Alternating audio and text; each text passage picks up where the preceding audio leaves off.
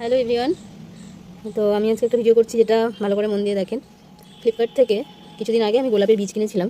135 টাকা পাতা নিয়েছিল, ঠিক এতটা মতন একটা পাতা। তো তার মধ্যে মানে প্যাকেট, তো তার মধ্যে কিছু বীজ ছিল। সেটা আমার আগের ভিডিওতে, শর্ট ভিডিওতে আপনারা দেখেছেন।